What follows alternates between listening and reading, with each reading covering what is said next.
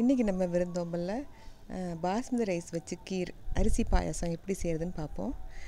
இந்த பாயாசம் வந்து ரொம்ப டேஸ்டியாக நல்லாயிருக்கும். பார்த்திங்கன்னா ரொம்ப சிம்பிள் தான். குக்கிங் மெத்தட்ஸ்லாம் ரொம்ப கஷ்டமான மெத்தட்லாம் எதுவுமே கிடையாது.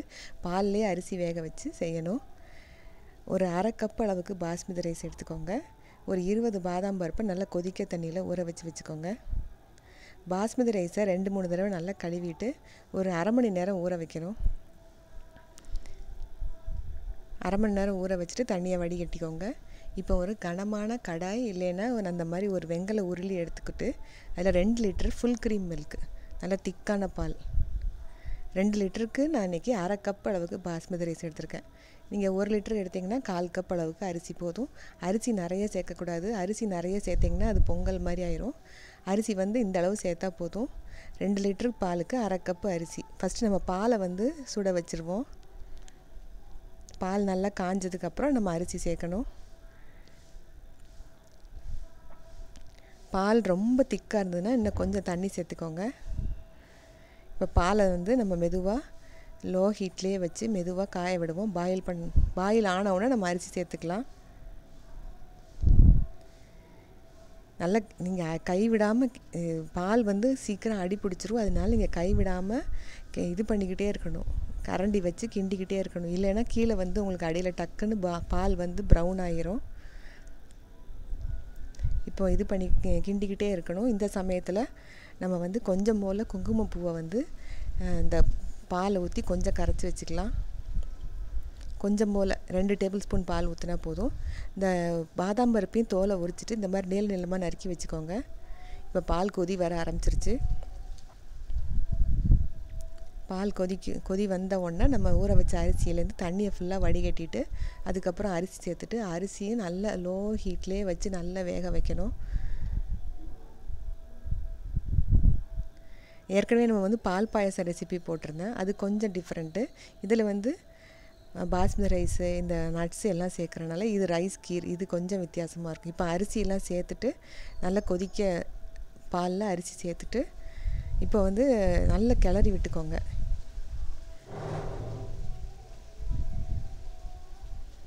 இப்போ நல்லா கிண்டி விட்டுக்கிட்டே இருங்க. நல்லா கிண்டி விட்டுக்கிட்டே இருங்க. நல்ல கைவிடாமல் கிண்டி விட்டுக்கிட்டே இருக்கணும். அரிசி வேகணும். நல்லா லோ ஹீட்லேயே வச்சு அரிசி வேக வைங்க. இந்த பாயசம் செய்கிறதுக்கு 1 ஹவர்லேருந்து 1.5 ஹவர்ஸ் ஆகும்.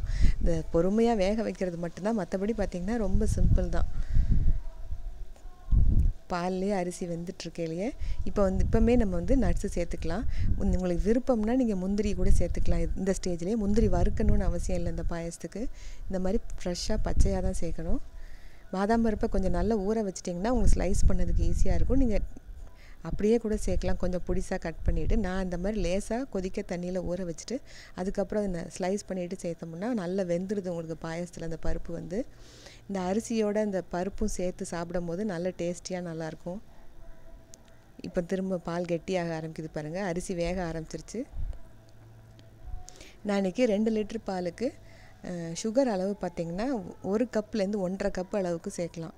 நீங்கள் இனிப்பு வந்து உங்கள் இனிப்புக்கு தகுந்த மாதிரி அட்ஜஸ்ட் பண்ணிக்கோங்க.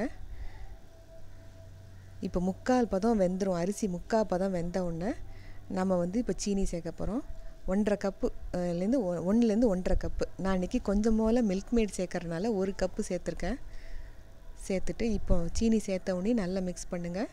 சீனி அரிசி எல்லாம் சேர்ந்து நல்ல அரிசியோடு நல்ல பிளெண்ட் ஆகணும்.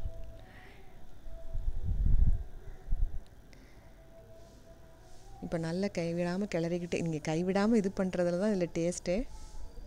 நீங்கள் நல்ல ஒரு கனமான கடாய் இல்லைன்னா நல்ல ஒரு கனமான குக்கர் எடுத்துக்கோங்க. நல்ல பால் அதிலையே சுண்டி உங்களுக்கு வற்றும் போது தான் நல்ல டேஸ்ட் வரும். இப்போ பாருங்கள், நல்ல அரிசி எல்லாம் சேர்ந்து நல்ல திக்காயிருச்சு. கலரும் மாறிடுச்சு பாருங்கள் உங்களுக்கு. இப்போ வந்து நம்ம அந்த குங்குமப்பூ கரைச்சி வச்சுருக்க குங்குமப்பூ பாலை சேர்த்துருவோம். சேர்த்துட்டு இன்னும் கொஞ்சம் நேரம் கிளறுவோம். இன்னும் கொஞ்சம் பாயசம் திக்காகணும். இப்போ திரும்ப நீங்கள் அடிஷ்னலாக இது கூட இந்த ரோஸ் வாட்டர் அதெல்லாம் சொல்லுவாங்க. உங்களுக்கு விருப்பம்னா அதுவும் ஒரு சில துளிகள் சேர்த்துக்கோங்க. இப்போ கொஞ்சம் போல் ஏலக்காய் பொடி, நான் அன்றைக்கி குங்குமப்பூ ஏலக்காய் பொடி இது 2 மட்டும் தான் சேர்த்துருக்கேன். உங்களுக்கு விருப்பம்னா நீங்கள் இந்த ரோஸ் வாட்டர் கெவரா வாட்டர்லாம் சேர்த்துக்கலாம். இப்போ மில்க் மேட் வந்து நான் சுடுத பால்லே கரைச்சி வச்சுருக்கேன், அதையும் சேர்த்துட்டு இப்போ நல்லா கிளறி விட்டுருவோம். 1/4 கப் அளவுக்கு மில்க் மேட் போதும், ஏன்னா நம்ம ஏற்கனவே சீனி சேர்த்துருக்கோம். இப்போ நல்லா கிளறி விட்டுட்டு இன்னும் கொஞ்சம் நேரம் பாயசம் திக்காகிற வரைக்கும் இன்னும் கொஞ்சம் நேரம் வச்சுருக்கேன். எனக்கு கனமான கடாயினால் நான் கொஞ்சம் முந்தின ஸ்டேஜ்லேயே ஆஃப் பண்ணிடுவேன், ஏன்னா அந்த ஹீட்லேயே இருக்கும் போது இன்னும் நேரம் ஆக ஆக பாயசம் திக்காகும். இன்னும் கொஞ்சம் நேரம், அவ்வளோதான், பாஸ்மதி ரைஸ் கீர் ரெடி ஆயிடுச்சு. இன்னும் கொஞ்சம் நேரம் தான், ரைஸ் நல்லா வெந்திருக்கணும். அதே சமயத்தில் பால் கம்மியாகி ரைஸ் வெந்த பிறகு பார்த்திங்கன்னா உங்களுக்கு குழஞ்சி பொங்கல் மாதிரி ஆயிரும். அந்த ஸ்டேஜ் வராத மாதிரி பார்த்துக்கோங்க. இந்த அரிசி நிறைய போட்டிங்கன்னா உங்களுக்கு அந்த மாதிரி ஆகிரும். இப்போ வந்து கடைசியாக ஒரே ஒரு டேபிள் ஸ்பூன் நெய், இதுக்கு நிறைய நெய் சேர்க்கணும்லாம் அவசியம் இல்லை, பாலில் இருக்க அந்த ஃபேட்டே போதும். இப்போ நெய் சேர்த்துட்டு இன்னும் கொஞ்சம் திக்கான உடனே நம்ம கேஸ் ஆஃப் பண்ணிடுவோம். நல்லா இப்போ வந்து பார்த்திங்கன்னா அரிசி நல்லா வெந்திருக்கும். இந்த ஸ்டேஜில் கேஸ் ஆஃப் பண்ணிவிட்டு இந்த ஹீட்லேயே இன்னும் ஒரு 1/2 மணி நேரம் இருக்கட்டும்.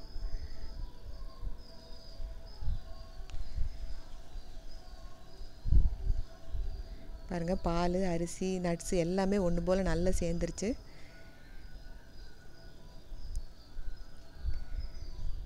இப்போ கேஸ் ஆஃப் பண்ணிவிட்டு இந்த கடாய் சூட்டில் இந்த பாத்திரத்தோட சூட்லேயே இன்னும் கொஞ்சம் நேரம் வச்சுருக்க போகிறேன். பார்த்திங்கன்னா இன்னும் உங்களுக்கு 1/2 மணி நேரத்துக்கு அப்புறம் நான் உங்களுக்கு காட்டுறேன். நல்லா இன்னும் கெட்டியாக இருக்கும். பாருங்கள், நல்ல கெட்டியாயிருச்சு.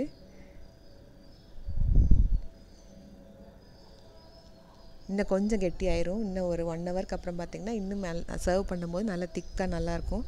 கடைசியாக கொஞ்சம் போல் பிஸ்தா வந்து நான் துருவி வச்சுருக்கேன், அதையும் சேர்த்துட்டு இப்போ வந்து அப்படியே இருக்கட்டும், இந்த ஹீட்லேயே இருக்கட்டும். பாருங்கள், இதை வந்து நீங்கள் ஃப்ரிட்ஜில் வச்சு சில்லாகவும் சர்வ் பண்ணலாம், இல்லை வார்மாகவும் சர்வ் பண்ணலாம். இந்த அளவு பதம் இருந்ததுன்னா கரெக்டாக இருக்கும் உங்களுக்கு சர்வ் பண்ணும்போது. ரொம்ப கெட்டியாகவும் இருக்கக்கூடாது, ரொம்ப தண்ணியாகவும் இருக்கணும். அந்த மாதிரி மீடியமாக இருந்தால் தான் கீர் வந்து சர்வ் பண்ணுறது நல்லாயிருக்கும். நீங்களும் இந்த நியூ இயருக்கு இந்த ரைஸ் கீரை இதே மெத்தடில் செஞ்சு பாருங்கள். ப்ளாக்லேயும் இந்த ரெசிபி போட்டிருக்கேன். அனைவருக்கும் இனிய புத்தாண்டு வாழ்த்துக்கள். நன்றி, வணக்கம்.